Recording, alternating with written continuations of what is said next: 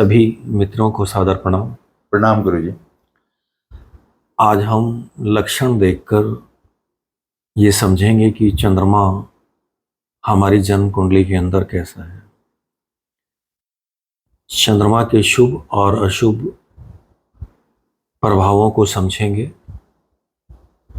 और इसके लिए जो सरल से सरल उपाय हों उस पर बात करेंगे, जिसे हर कोई व्यक्ति कर सके, वो चाहे झुग्गी झोपड़ी से हो या कोई राजा हो, सभी उसके लिए सक्षम हो और उसके लिए इतना कारगर सिद्ध हो कि वो चंद्रमा से जुड़ी जितनी भी अशुभताओं से लेकर वो कष्टों को झेल रहा है उसके लिए उपयोगी सिद्ध हो।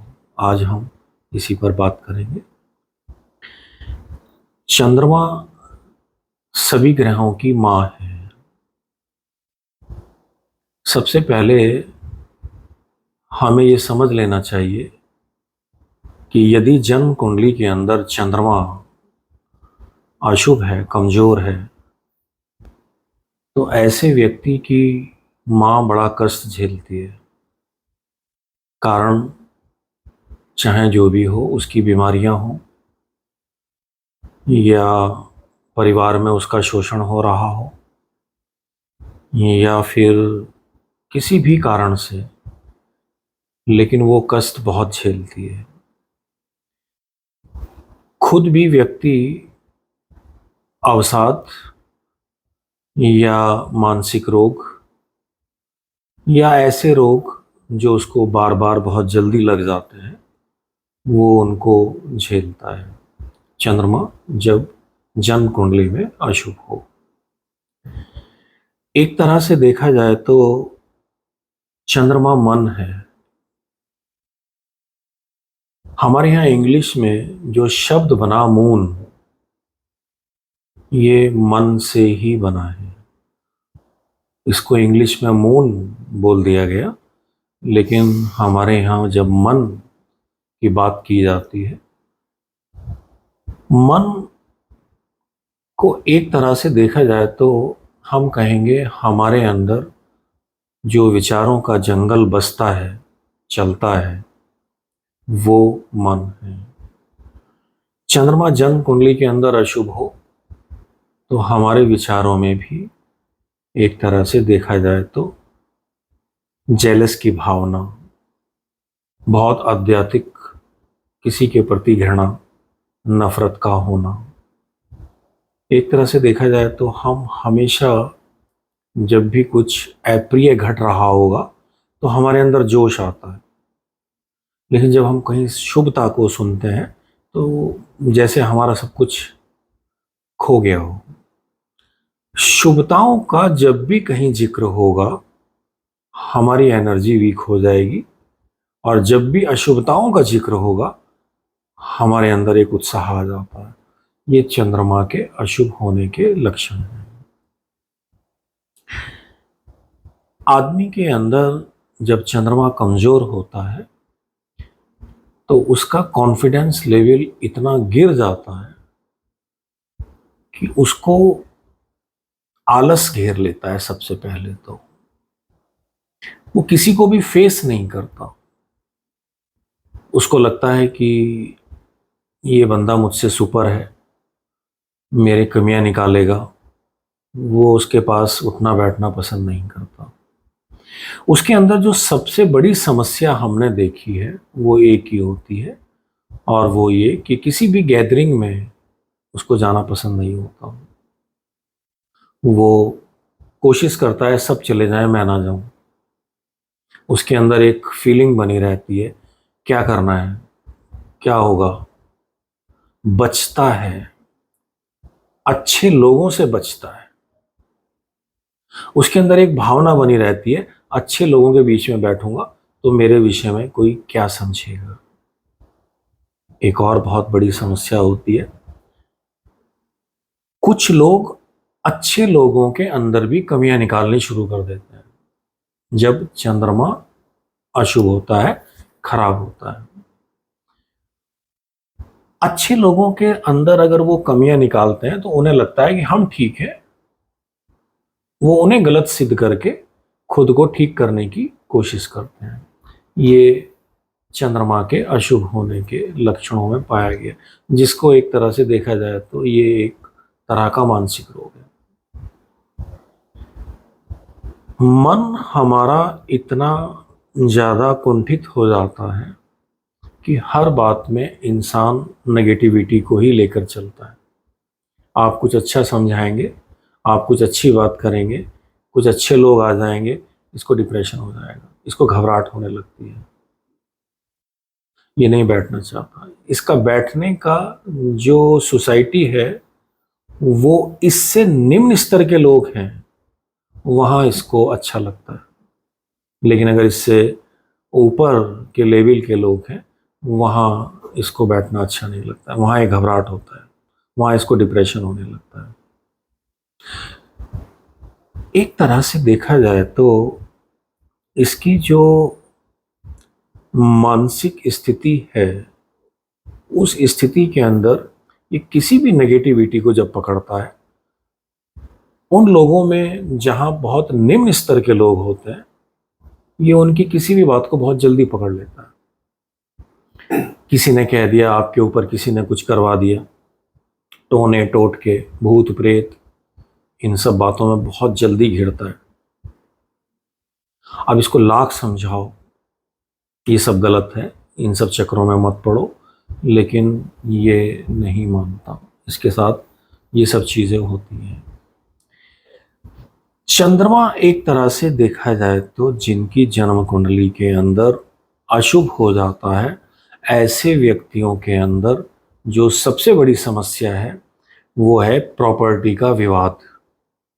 देखो, मैं आपको एक चीज़ बताऊं, जब हमने चंद्रमा के विषय में बात करनी होती है तो चंद्रमा जन्म कुंडली के अंदर हमारे चौथे भाव को इंडिकेट करता है। चौथे भाव से हम वाहन भी देखते हैं, चौथे भाव से हम प्रॉपर्टी भी देखते हैं, चौथा भाव हमारा मन भी है, चौथे भाव के अंदर हमारा हृदय की विराटता भी है, चौथा भाव इस बात का भी है कि बंदा कितना मिलनसार होगा, उसकी हैप्पीनेस, उसके सुख, उसकी एजुकेशन, ये सब चीज़ें हम चौथे भाव से देखते हैं, क्योंकि ये उसकी नेटिव लैंड भी है, उसकी मातृभूमि भी है। तो यहाँ पर जब चंद्रमा अशुभ होगा तो पारिवारिक विवाद, प्रॉपर्टियों के विवाद, इन सब में बंदा नुकसान उठाता है। एक तरह से देखा जाए तो जो हमारा सेकंड हाउस है, दूसरा घर है, चंद्रमा यहाँ उच्च का माना गया है। आपकी सारी वैल्यू, चंद्रमा खराब हो तो धराशायी हो जाती है, सारी वैल्यू। स्वाभाविक है, अगर बंदा डिप्रेशन में है, अवसाद में है, दुखी है, वैल्यू कहाँ से मिलेगी, कौन देगा? एक और बहुत बड़ी बात है, व्यक्ति जब अपने निम्न स्तर के लोगों में बैठना शुरू करेगा, अच्छे लोगों में नहीं बैठेगा, तो उसका विकास कैसे होगा, उसकी वैल्यू कैसे बढ़ेगी? ये सब बातें एक दूसरे से रिलेटेड हैं। किसी भी व्यक्ति का कितना ही भी खराब समय क्यों ना चल रहा हो, मैं एक बहुत छोटा सा उपाय बता रहा हूं, 1 रुपया खर्च नहीं होने वाला। आप थोड़ा अच्छे लोगों में बैठना शुरू करके देखें। आप 1 महीना अच्छे लोगों में बैठना शुरू करें, आप देखना आपका विकास होना शुरू हो जाता है, आपकी मानसिकता का विकास होना शुरू हो जाता है। आपकी संगत जैसे ही बदलती है, आपका पूरा सिस्टम बदलना शुरू हो जाता है। ये जो हम अपनी उंगलियों में स्टोन पहनते हैं, मालाएं पहनते हैं, गले के अंदर लॉकेट पहनते हैं, बहुत कुछ पहनते हैं, ये सब क्या है? एक तरह से देखा जाए तो ये भी एक संगत है। आप जब अच्छी संगत को अपने अंदर टच करते हैं तो आपके डायनेमिक फील्ड के अंदर एक परिवर्तन आ जाता है। लेकिन यहाँ समस्या एक ही आती है कि जो व्यक्ति है ये कहीं ना कहीं अच्छे लोगों से बचता है, अच्छे माहौल से बचता है। इसकी सोच के अंदर इसलिए विकास नहीं हो पाता है। सोच में विकास नहीं होगा तो आगे विकास कैसे होगा। तो चंद्रमा को इस तरह से हमें समझना होता है। चंद्रमा एक तरह से देखा जाए तो 27 दिन के अंदर अपनी साइकिल को पूरा कर लेता है, क्योंकि हमारे 27 नक्षत्र होते हैं। इसीलिए स्त्रियों का जो मासिक धर्म की साइकिल है वो भी लगभग 27-28 दिन के आसपास ही आती है, क्योंकि सभी नक्षत्रों से जब चंद्रमा गुजरकर वापस उसी नक्षत्र में आता है तो उनका मासिक धर्म की साइकिल पूरी होती है। चंद्रमा अशुभ हो तो स्त्रियों को मासिक धर्म की भी प्रॉब्लम आ जाती है। कुछ विशेष करने की आवश्यकता नहीं है, थोड़ा चंद्रमा के उपाय अभी मैं बताऊंगा, आप उनको करेंगे उससे बहुत रिलीफ मिलेगा। एक इसमें जो सबसे बड़ी बात है वो ये, इंसान के अंदर एक चीज आ जाती है और वो ये कि मेरा कुछ नहीं होने वाला। बहुत जल्दी हार जाता है, बहुत जल्दी अपने आप को गिरा लेता है।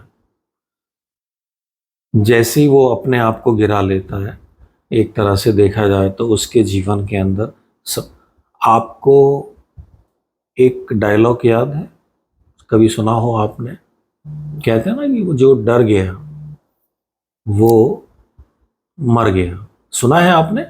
जी जी गुरु जी। आपने सुना है? जी। अकारण जितने भी भय हैं, अकारण जिनका कोई कारण नहीं है, ये सब चंद्रमा अशुभ के लक्षण हैं। हर बात से आदमी डरता है, अकेले होने से डरता है। एक तरह से देखा जाए तो ऐसे व्यक्तियों को दिन इनका गुजर जाता है, शाम जैसे जैसे आती है इनको डर लगना शुरू हो जाता है।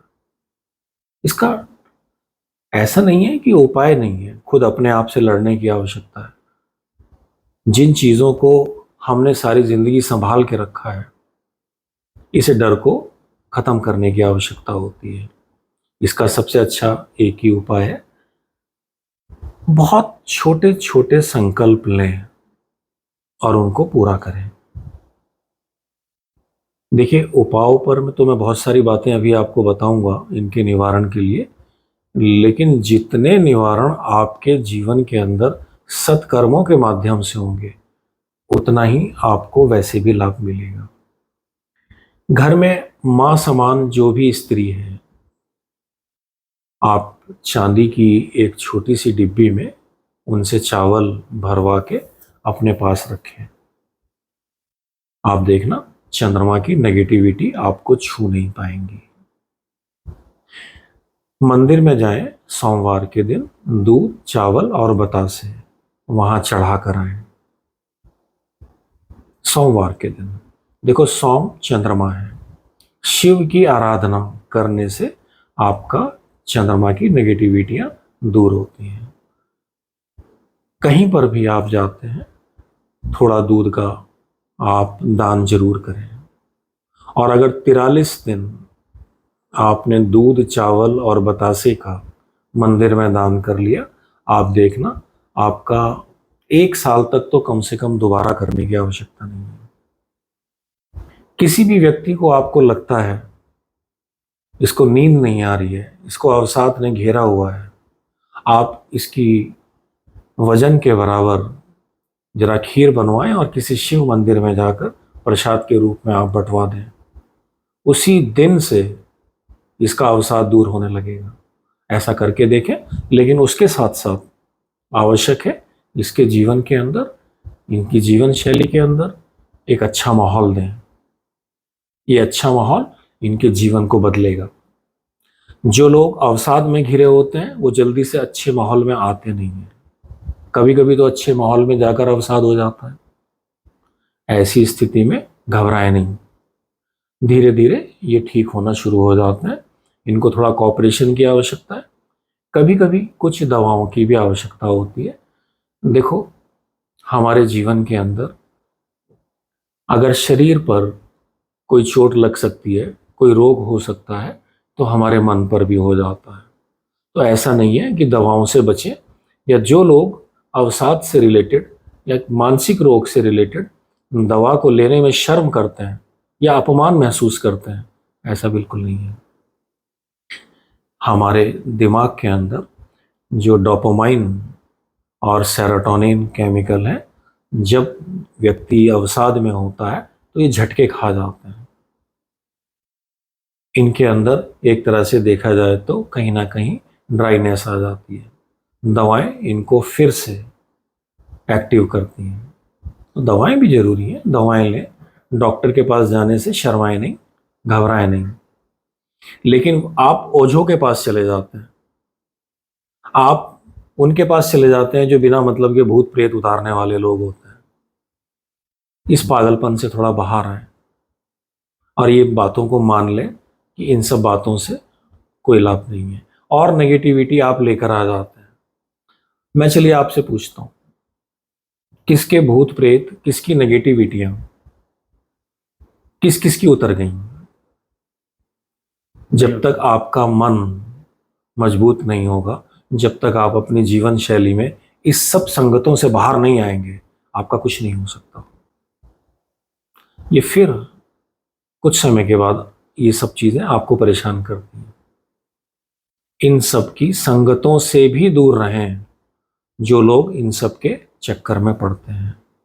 एक और मैं उपाय बता रहा हूं, कैसा ही भी रोग हो, कैसा ही भी रोग हो, आपने किसी की कुंडली को देखा है, नहीं देखा है, छोड़ दें इन सब बातों को। मैं जो कह रहा हूं जरा उसे करके देखें। थोड़ा सा लाल मसूर की दाल लें, मुश्किल से आधा मुट्ठी उड़द की दाल लें, छिलके वाली, बहुत थोड़ा सा गुड़ लें और इसे लगभग कोई 5-6 गिलास पानी में पकाएं। जब ये पानी आपका 4 गिलास के आसपास रह जाए तो किसी मिट्टी के कुल्हड़ में इस पानी को डाल के ठंडा होने पर जरा बहते हुए जल में छोड़ दें। कैंसर तक ठीक हो सकते हैं। कैंसर भी तो क्या है? कर्क, और कर्क का मालिक कौन है? चंद्रमा। जब चंद्रमा खराब होता है तो कैंसर जैसी व्याधियां घेर लेती हैं। यहां जरा आप इसको करके देखें, या जो भी आपके परिचित हैं उनसे करवा के देखें, आपको बहुत लाभ मिलेगा। इसका एक और मैं उपाय बता रहा हूं जिससे आपको बहुत लाभ मिलेगा। ये जो बरगद का पेड़ होता है, यहां थोड़ा जल के अंदर दूध डाल के आप बरगद के पेड़ में दें, और जब ये मिट्टी गीली हो जाती है तो इस मिट्टी का तिलक लगाएं। जितनी भी नेगेटिविटियां होंगी सब दूर हो जाएंगी। बिल्कुल ना घबराएं। आपने ये सब समझ लिया जितना मैंने आपको बताया? मन में कोई प्रश्न है तो बताएं। मैं चंद्रमा को अभी 3-4 पार्ट में लेकर चलूंगा, जो आज शेष रह जाएगा उसे मैं अगली वीडियो में दूंगा। आप कोई प्रश्न पूछना चाहते हैं तो बताएं। चंद्रमा का भ्रमण जो होता है पूरे 1 महीने में, तो 2 तिथि लोग बहुत ज़्यादा फोकस करते हैं, वो होती है पूर्णिमा और अमावस्या। तो क्या अमावस्या पे सिर्फ अशुभ फल ही मिलेंगे? तो क्या करें फिर?